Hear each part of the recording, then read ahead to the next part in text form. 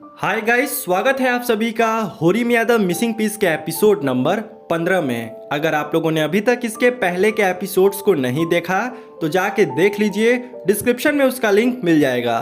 तो चलिए बिना कोई देरी किए शुरू करते हैं आज के इस एपिसोड को। इस एपिसोड के स्टार्टिंग में देखते हैं कि मियामुरा तोरू से बातें कर रहा था। तभी वहां पर उसका एक और दोस्त आता है, लेकिन वो तोरू से बात नहीं करता और वो चुपचाप उन दोनों को इग्नोर मारते हुए आगे निकल जाता है। ये देखकर मियामुरा कहता है, ये मेरी वजह से तुमसे बात नहीं किया, क्योंकि इसे भी होरी पसंद थी और मुझे भी। अब इसे तो होरी मिली नहीं, इस वजह से ये हमसे नफरत करता है, लेकिन कोई बात नहीं। उसके बाद मियामुरा नोटिस करता है कि उसके पास तो उसका मोबाइल है ही नहीं और वो तुरंत खोजने लगता है और खोजते खोजते वो लाइब्रेरी में पहुंच जाता है और वो वहां पे देखता है कि उसका वही दोस्त खड़ा था। अब मियामुरा उससे पूछता है, क्या तुमने मेरा फ़ोन देखा है? जिस पर वो जवाब देता है, नहीं, मैंने तुम्हारा फ़ोन नहीं देखा। क्या तुम्हारा फ़ोन खो गया है क्या? अपना फ़ोन नंबर दो, मैं उस पर फ़ोन करता हूँ। मियामुरा जैसे ही उसको फ़ोन नंबर देता है और वो जैसे ही कॉल लगाता है, पता चलता है कि फ़ोन कहीं और नहीं, मियामुरा के पीछे वाली जेब में थी। अब इतना देखते ही मियामुरा थोड़ा सा शर्मा जाता है और उसके बाद वो लड़का जवाब देता है, वाह, तुम जैसे लड़के से होरी पट गई। मुझे समझ में नहीं आता कि ऐसा होता क्यों है। वैसे पहले तो तुम उतना कॉन्फिडेंस में नहीं रहते थे, लेकिन जब से होरी से मिले हो तुम्हारी कॉन्फिडेंस एकदम ओवर हो गई है। कोई बात नहीं।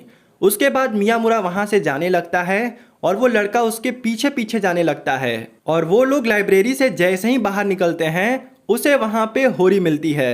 होरी कहती है, तुम्हारा फ़ोन मिल गया? जिस पर मियामुरा कहता है, हाँ हाँ, मेरे पीछे वाले जेब में ही था। इतना सुनते ही होरी गुस्से से कहती है, चलो भगवान का लाख लाख शुक्र है कि तुम्हारा टांग तुम्हारे साथ है, वरना टांग भी कहीं छोड़ आते। अब यहाँ पे सीन चेंज होता है और हम लोग तानीहारा को देखते हैं जो सपना देख रहा था और वो सपने में मियामुरा से माफ़ी मांगता है, क्योंकि उसने भूतकाल में मियामुरा के साथ बहुत बुरा किया था। और बुरा से मतलब ये है कि एक बार उसने बहुत सारे खरगोश को खाना नहीं दिया, जिसके वजह से वो सारे खरगोश मर गए और उनका जितना भी इल्ज़ाम था सब मियामुरा के सिर पे डाल दिया और मियामुरा उस सज़ा का भुगतान भी किया।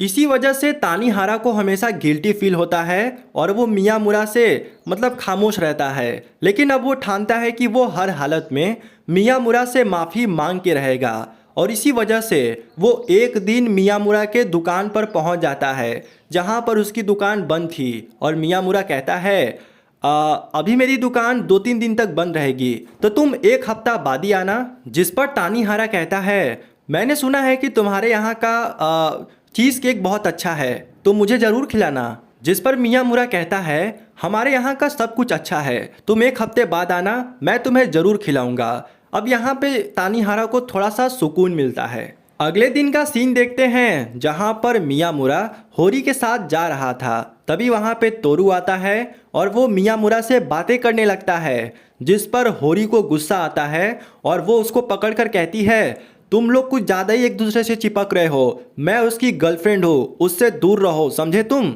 जिस पर तोरू कहता है, अरे ये क्या फालतू सी बातें कर रही हो, हम लड़का हैं, गे थोड़ी हैं। और रही बात क्लोज आने की, तो हम लोग बस एक नियरेस्ट दोस्त हैं, इससे ज़्यादा कुछ भी नहीं। और अगर तुमको लगता है कि हमारे उसके पास आने से तुम दूर हो जाओगी, तो ज़रा चिंटू के बारे में सोचो। चिंटू तो इसका सबसे बेस्ट फ्रेंड है, वो तो चौबीसों घंटा फ्रिक्वेंटली इसके घर आता जाता रहता है, उसका क्या?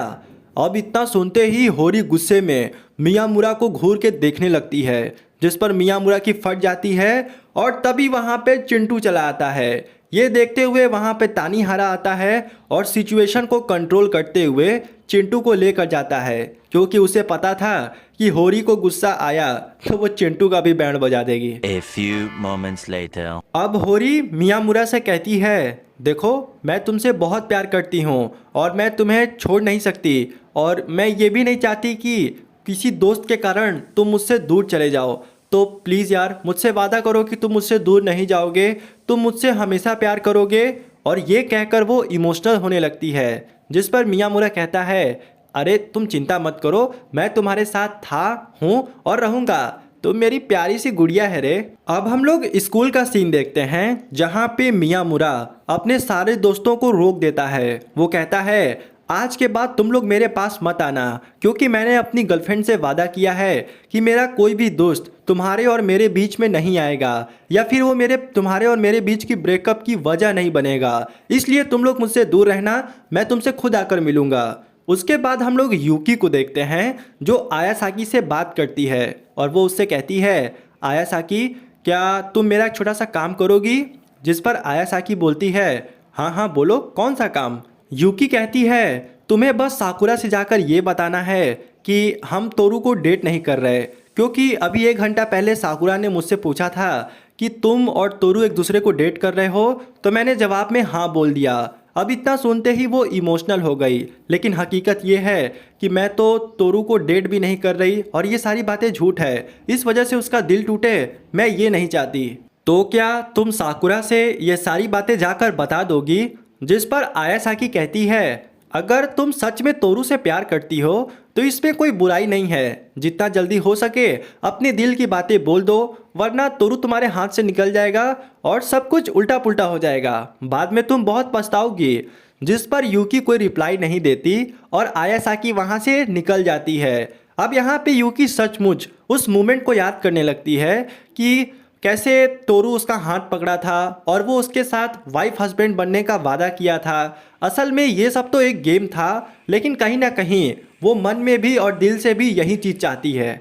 उसके बाद हम लोग 1 हफ्ते बाद का सीन देखते हैं जहाँ पे स्कूल में सब लोग परेशान था कि यूकी 1 हफ्ते से स्कूल नहीं आई, क्या कर रही है। हम लोगों ने इतना मैसेज किया, इतना उसको टेक्स्ट भेजा, उसने अभी तक न देखा न रिप्लाई किया, आखिर यूकी गायब कहाँ हो गई। और उसके बाद हम लोग यूकी के घर का सीन देखते हैं जहाँ पे यूकी उदास होकर चुपचाप बैठी होती है। उसकी बड़ी दीदी भी उसको बहुत डांट लगाती है, कहती है तुम 1 हफ्ता से स्कूल छोड़ी हो, जाना भी है, कुछ फ्यूचर का टेंशन वगैरह भी है। लेकिन यूकी तो कुछ बोलती ही नहीं है और वो चुपचाप एकदम बैठी रहती है। तभी उसकी बड़ी दीदी कहती हैं तुम्हारी यही बहुत गंदी आदत है, तुम्हें कोई चीज़ चाहिए तो तुम बोलती नहीं हो, चुपचाप उसके पीछे रोती रहती हो, इस तरीके से काम थोड़ी चलता है। और उसके बाद वहाँ पर एक छोटा सा फ्लैशबैक दिखाया जाता है जिसके अंदर यूकी बहुत छोटी होती है और उसे एक हेयर क्लिप चाहिए थी, लेकिन दुकान में तो वो मांगी नहीं और घर पे आके जिद करने लगती है। जिस पर उसकी बड़ी सिस्टर अपने हेयर की क्लिप निकालकर उसके हेयर में लगाते हुए कहती है ये लो, अगर कोई चीज़ चाहिए तो उसको वहीं पे मांगना चाहिए ना। उसके बाद कहानी हमारी प्रेजेंट टाइम में आती है और यूकी वापस से अपना फ़ोन उठाती है और जैसे ही वो फ़ोन खोलती है बाप रे बाप, सबका मैसेज उसको दिखने लगता है और उसी में तोरू का भी मैसेज आया होता है आज साकुरा हमसे मिलकर कुछ बताने वाली है। और इसी के साथ ये एपिसोड यहीं पे समाप्त हो जाता है।